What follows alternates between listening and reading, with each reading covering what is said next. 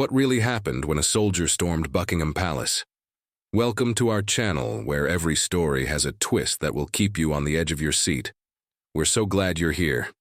Take a moment to drop a comment and let us know where you're watching from. We'd love to hear your thoughts.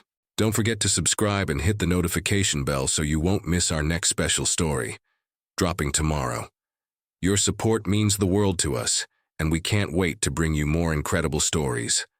Stay tuned and let the adventure begin. The Buckingham Palace courtyard bustled with life under the bright morning sun. It was 11 a.m., and the cobblestones glistened as the day warmed. Tourists poured into the area, eager to capture the grandeur of the palace. They flocked to the black gates like bees drawn to a hive, raising their phones, laughing, and posing for pictures. Street vendors hawked flags, ice creams, and trinkets, adding to the festive atmosphere. It seemed like any other ordinary day at the palace, but for Sergeant John Carter, a 34-year-old veteran standing motionless at his post, this was never just another day. He was more than just a guard. He was a man shaped by experience. His red tunic was spotless, each brass button gleaming in the sunlight, his ceremonial rifle gripped firmly in hand. His expression remained locked in the signature mask of duty, betraying no emotion. His posture was perfect, every inch of him a portrait of discipline. But behind that stillness, Carter's mind was always alert, his thoughts sharp and aware of every movement around him. What no one could see, what no one could feel, was the weight of his past. The experiences that had shaped him, his service, in Afghanistan, Syria, and the Balkans, lingered like ghosts, haunting him even in this moment of calm. He stood still, but his mind was far from at ease. There was a world behind his eyes, one that had witnessed the horror of war and the loss of friends, the kinds of things a ceremonial guard should never have to bear. His former captain's words echoed in his mind. "You're not here to pose, you're here to protect, until the day you need to prove it." Carter had carried those words with him through every mission, every battle, and now here, at Buckingham Palace, they were as relevant as ever. As the minutes ticked by, the bustling courtyard began to change. The atmosphere shifted. At 12:30 p.m., a soft hum grew beyond the gates. A small group of protesters appeared, just 5 or 6 at first, holding signs that read, "Justice for Forgotten Vets." Their chants were not loud, not yet, but the tension in the air was palpable. Palace security observed them closely, but there was no immediate concern. The group seemed harmless, just a few discontented voices in the crowd, but then Carter's eyes caught someone in the group.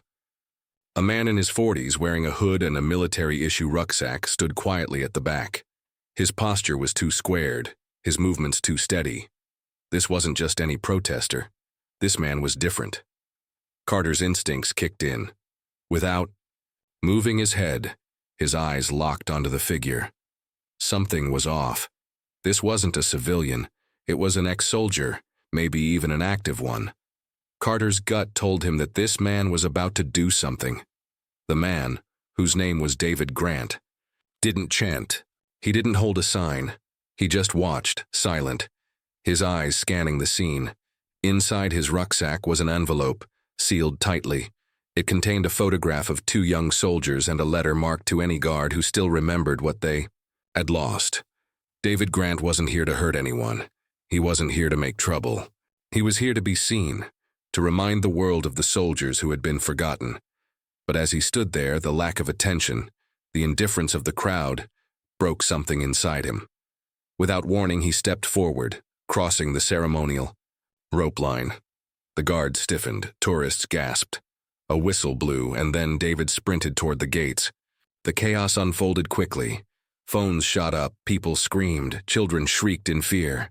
David's hand went to his rucksack. And in that instant, Sergeant Carter moved. With trained instinct, Carter stepped forward, shifting his rifle into a defensive position. He closed the distance between them in just 2 powerful strides, his movements precise, his focus razor-sharp. David, desperate, reached for something in his bag, but he wasn't thinking clearly. He wasn't trained for this Carter surged forward, slamming his shoulder into David's torso, and the two men hit the ground hard. David's hood fell back, his face now visible, pale, sweaty, panicked. The crowd held their breath. A mother shielded her child. It wasn't clear what was happening, but the tension was unbearable. Carter's knee pinned David to the ground. "Drop the bag," he barked. David grunted, his breath ragged. "It's just a letter, let me." Two palace guards rushed in, restraining David's arms. Carter tore open the bag. No explosives, no weapons, no tech, just a photograph and a letter, a memorial to a fallen soldier. It wasn't what anyone expected. But the crowd didn't know that yet. They only saw a guard tackle a man, a bag, and assumed the worst. The tension exploded like wildfire. People shouted, "Police brutality." Others screamed, "He's a vet!" Two protesters pushed forward, and before long a small riot began to form. The chaos intensified as the crowd grew restless, the riot escalating faster than anyone could have anticipated. As the scene spiraled out of control, Sergeant John Carter stood firm, his eyes locked on David Grant, who was still on the ground, pinned by the guard's knee. Carter's pulse raced. His military instincts told him to stay alert, to remain prepared for anything. But what unfolded next, he hadn't been ready for. The tourists, once enjoying their peaceful day in front of Buckingham Palace, now screamed in panic. Phones flew up to capture the spectacle, streaming the scene across the world in real time. The world was watching. The tourists had their theories. Some believed they'd witnessed a terrorist attack. Others thought it was a simple protest gone wrong. But Carter knew the truth was far more complicated. David, still cuffed, was breathing heavily, sweat dripping from his forehead. His eyes darted between the guards, his fingers twitching as if searching for a way to explain himself. But Carter's grip on the situation was slipping. The protesters, seeing the moment slip into chaos, pushed harder against the police barricades. "What's happening?" someone shouted from the crowd. Another voice cried, "Is he a terrorist?" The confusion was contagious, spreading like wildfire. Then David spoke, his voice hoarse and shaky. "I knew you wouldn't listen unless I looked like a threat," he said, his words carrying the weight of a lifetime of silent pain. Carter froze. He had heard that tone before. It was the voice of a soldier broken by the same things that haunted. The ghosts of war, the weight of loss, the unbearable silence of sacrifice. David wasn't here to hurt anyone. He wasn't here to create terror. He was here to be seen, to be heard. And it was too late. The protesters were now screaming louder, some trying to push past the police officers who struggled to contain them. The riot was no longer small. It was growing, and Carter could feel the pressure mounting. He turned to the protesters, his voice firm. "Stay back. This is not what it looks like." But his words fell on deaf ears, drowned out by the rising din of the crowd. The narrative was already shifting, and Carter knew he couldn't control it anymore. The damage was done. With David still sitting on the ground, his face bowed in exhaustion, Carter stood to his feet. His training told him to move, to keep things under control, but there was something inside him, something he couldn't ignore. He had seen the photo David had handed him earlier, and the sight of it was now burning. In his mind, the faces of two soldiers, one of them a young Carter, and the other David's brother, Private James Grant.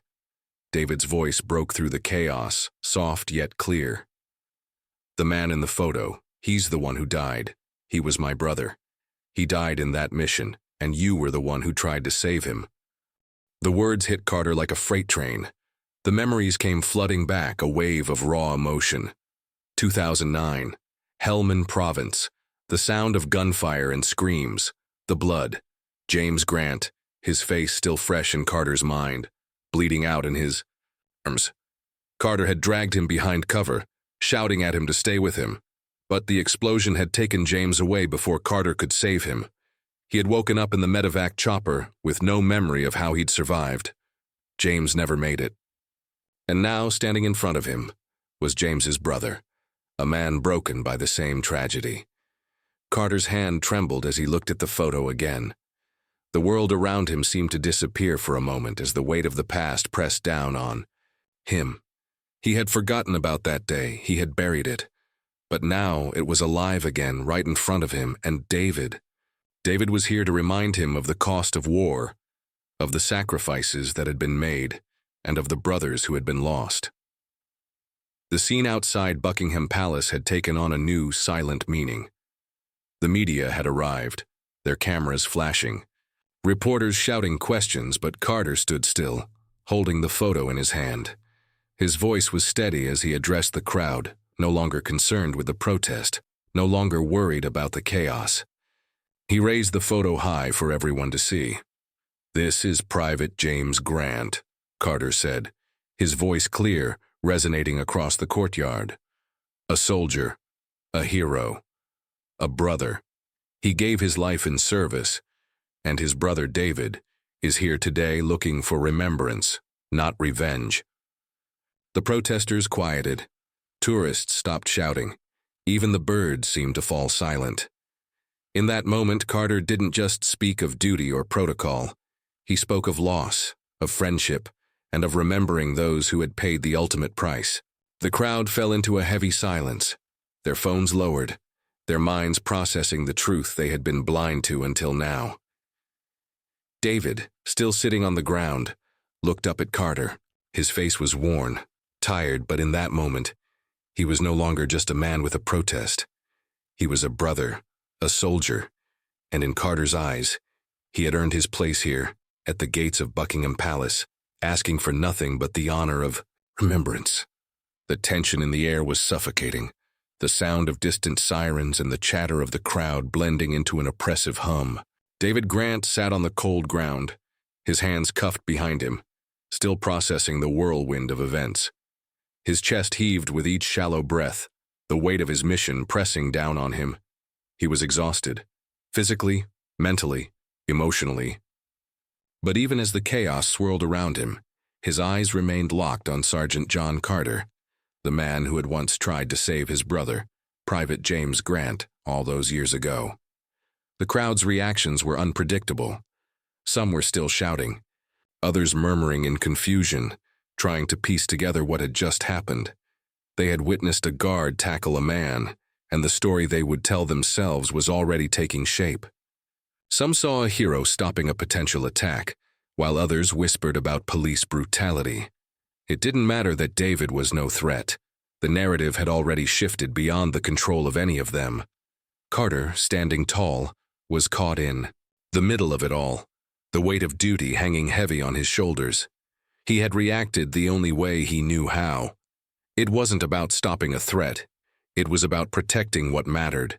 But now, in the aftermath, he was faced with the consequence of his actions. He had acted out of instinct, but the world had interpreted it differently. David's voice cut through the noise. "I just wanted you to remember him. I didn't want revenge.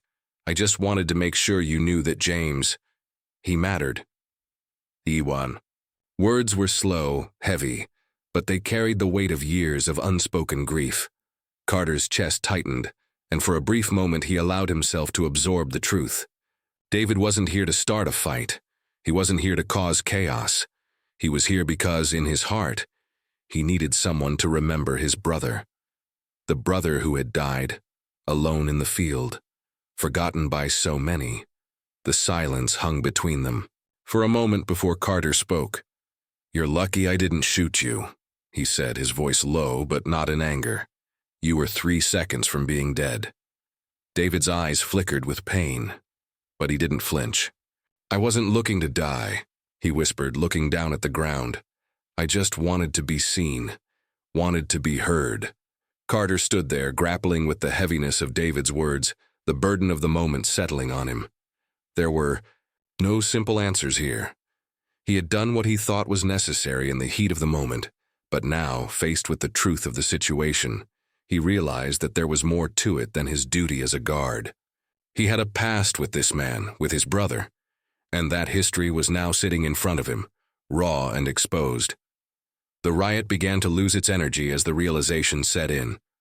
The police were called in, but the protesters were no longer as eager to push forward.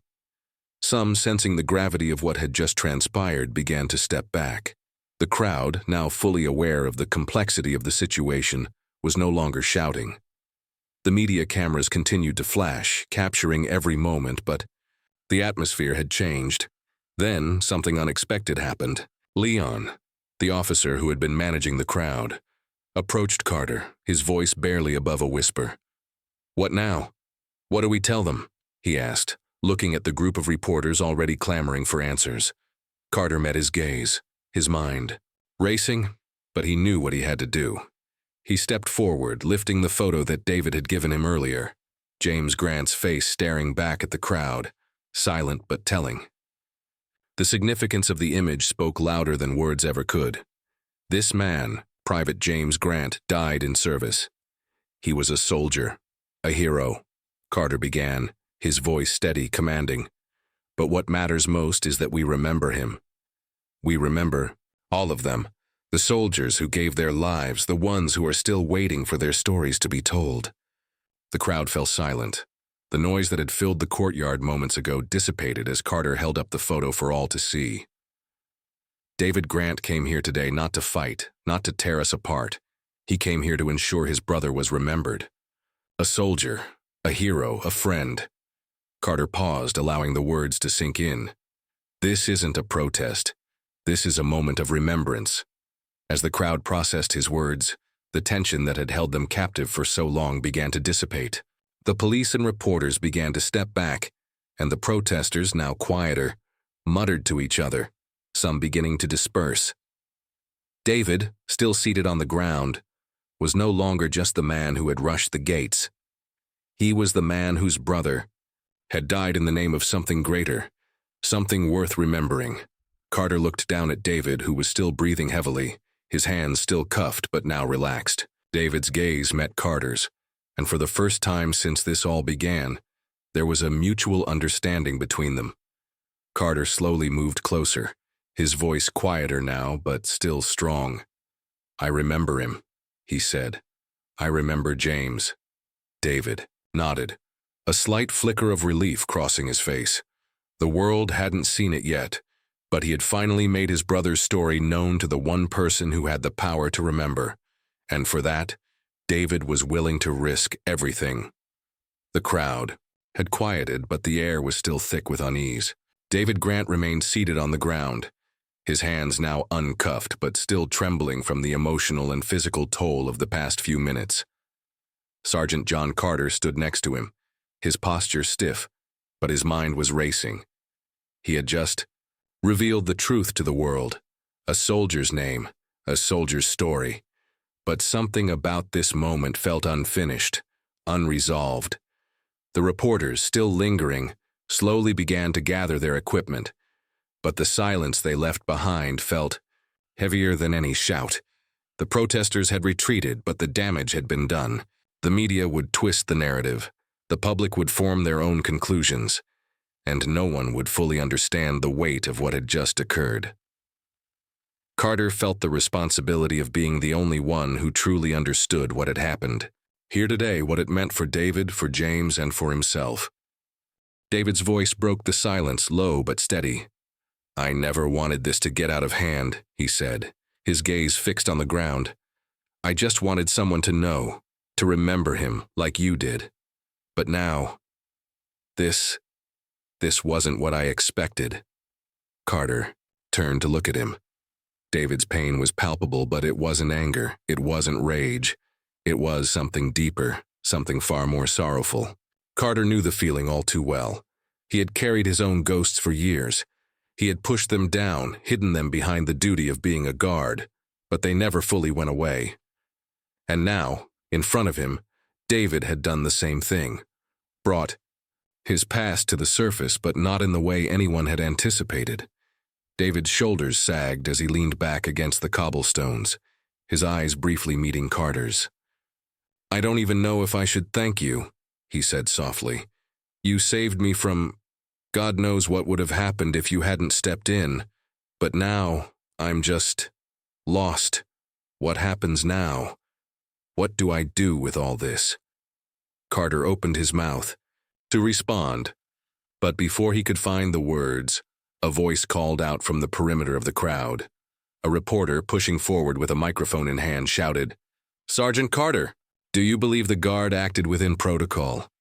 Was David Grant truly a threat, or was this simply a case of excessive force?" The question sliced through the fragile quiet, reigniting the tension. Carter looked at the reporter, his gaze unwavering. He knew the media was already trying to spin the narrative, trying to dissect what had just happened into something they could broadcast in sound bites. But Carter wasn't going to let that happen. Not today, not on his watch.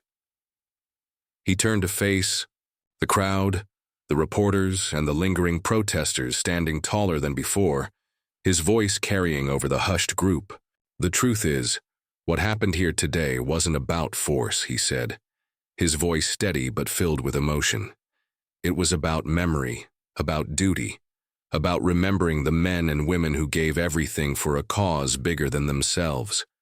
What happened here wasn't an act of violence, it was an act of remembrance."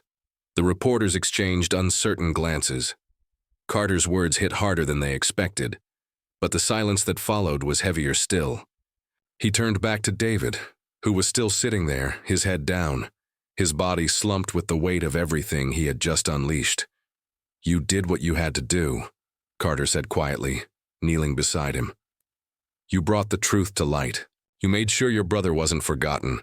And for that, you don't owe anyone an apology. Not me. Not anyone." David's eyes flickered up to Carter's. "But what now? What happens to me now?" His voice cracked with exhaustion, the burden of the day weighing him down. Carter thought for a moment. "You'll leave here today knowing that your brother's name is remembered. That's more than most soldiers get. You've made sure he's not forgotten." He paused, looking out over the courtyard, his gaze shifting to the now quiet crowd. "And as for you, you'll carry his memory just like I've carried my own. But you don't have to do it alone." David looked up at Carter, his expression softening, the anger and frustration slowly melting away. For the first time that day, there was a sense of peace in his eyes. "Thank you," he whispered, "for remembering." The sun was beginning to dip behind the towering walls of Buckingham Palace, casting a soft orange glow over the courtyard. The reporters had packed up, the protesters had dispersed, and the tourists, once filled with excitement and curiosity, were slowly beginning to trickle away, their heads still spinning with the events of the day. But Carter remained, standing tall, as if nothing had changed, except everything had. David stood up slowly, glancing around as the courtyard began to empty. His shoulders were still heavy, but the weight felt just a little less crushing. And, as he turned to walk away, Carter caught his eye one last time. There was no need for words. They both understood. As the last of the tourists trickled out, the courtyard fell silent once more, the only sound the distant hum of London's busy streets. But in that silence, both men carried something new, something unspoken, a quiet bond forged in the heat of a chaotic moment, a bond that would never be broken. As the last of the protesters began to drift away, and the hum of the crowd died down, Sergeant John Carter stood in the middle of the Buckingham Palace courtyard, his heart still pounding in his chest. The chaotic scene had settled, but the weight of everything that had transpired still pressed down on him. His gaze lingered on David Grant, who was now walking away, his figure slowly receding into the fading light of the day. Carter had thought this was just another day of standing guard. He had expected to witness tourists, a few posed photos, maybe a protest or two, but never this. Never the sudden explosion of violence, confusion, and emotion that had erupted in the heart of the courtyard. He had always known that a guard's job was more than just standing still. It was about protecting, about watching over something bigger than oneself. But what had happened here today, what he had witnessed, what he had been a part of, was far from ordinary. David had come here for remembrance, for acknowledgement, and though it hadn't unfolded in the way anyone expected, Carter knew David's mission had been fulfilled. The truth was out there now.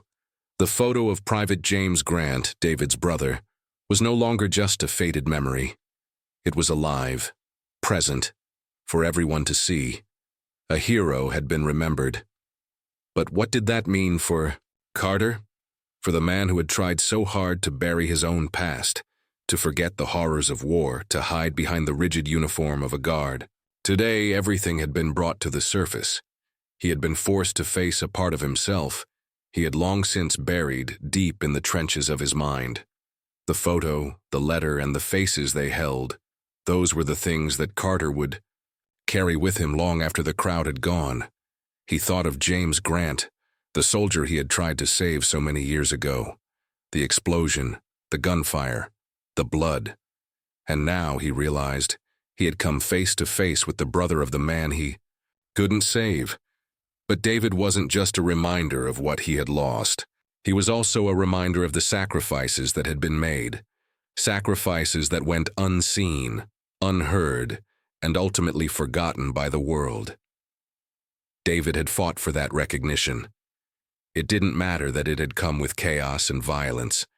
It didn't matter that things had gotten out of hand. What mattered was that David had done what he needed to do to ensure that his brother's name was not swallowed by time. Carter's thoughts were interrupted by the sharp sound of footsteps behind him.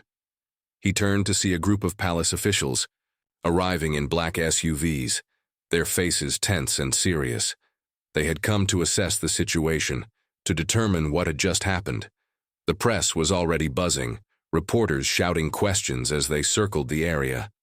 "Sergeant Carter," one of the officials, a senior officer, said as he approached, "we need to talk about your actions today." Carter straightened his back, ready for the inevitable reprimand. He had done his job. He had acted in the heat of the moment, protected the palace, and ensured the situation didn't escalate further. But now, with everything calm, he knew the scrutiny would begin. It always did. "You tackled a civilian without warning," the officer continued. "You acted without direct orders. What do you have to say for yourself?" Carter didn't flinch. He had been in situations where his life was on the line, where his every decision could mean life or death. He knew what it meant to make tough calls, to act quickly, without hesitation. He wasn't a civilian, Carter said quietly, his voice steady. He was a soldier, a man who was looking for remembrance, not revenge. He was trying to remind us of something we've all forgotten. The officer didn't speak for a moment, as if processing Carter's words. Finally, he nodded slightly, almost imperceptibly. "We'll file the report," he said, his tone softening. "But we find no fault in your actions. In fact, we commend your judgment under uncertainty. Sometimes the best guards are the ones who don't stand still." Carter was taken aback. He had expected a lecture, but instead, the officers were acknowledging the complexity of the situation. They understood that the line between duty and humanity wasn't always clear. They had seen, like he had, that there was more to this than the rules and protocols that had defined his life for so long. As the officials turned to leave, Carter glanced at David, who had stopped by the gate, his figure standing tall against the fading light. The crowd had dispersed, but the weight of the moment still hung in the air. David hadn't asked for a hero's welcome, or for anyone to fight for him. All he had wanted was for someone, just one person, to remember the sacrifice of his brother. Carter took a deep breath. He walked toward the gate, toward David. It wasn't about duty anymore. It wasn't about following orders or standing still in the face of chaos. It was about something deeper, something he hadn't fully understood until this moment. He reached David, who looked up, his eyes weary but knowing. There was no need for words, no need for explanations. They had both been through something that neither of them could ever forget. And as their eyes met, Carter gave a small, almost imperceptible nod. It wasn't a salute. It wasn't a formal gesture. It was just a silent acknowledgement of the past, of sacrifice, and of the memory they both carried with them. The sun was setting, casting a golden glow over the courtyard. And as the last of the tourists left, Carter stood there, not just as a guard, but as a man who had learned to carry the weight of memory, the weight of loss, and the weight of remembering. And in that silence, he knew he would never forget. "We hope you were as moved by this story as we were. The events that unfolded at Buckingham Palace remind us of the weight of history, sacrifice, and the importance of remembering those who served. David Grant's journey to bring his brother's story to light, despite the chaos and confusion, is a powerful reminder of how we often overlook the sacrifices made by so many. We want to hear from you. What did this story make you think about? Have you ever experienced a moment where you felt like a forgotten part of history? Or maybe you fought to have a story told? Drop a comment below and share your thoughts with us. Your perspective matters, and we believe everyone has a story worth hearing. Also, if this story touched you, don't forget to like, share, and subscribe to our channel. That way, you won't miss the next powerful tale we have in store for you. And as always, we love reading your comments and feedback, so keep them coming. What did you learn from today's episode? Let's keep this conversation going. We're excited to hear your thoughts and bring you more thought-provoking content. Stay tuned for tomorrow's story.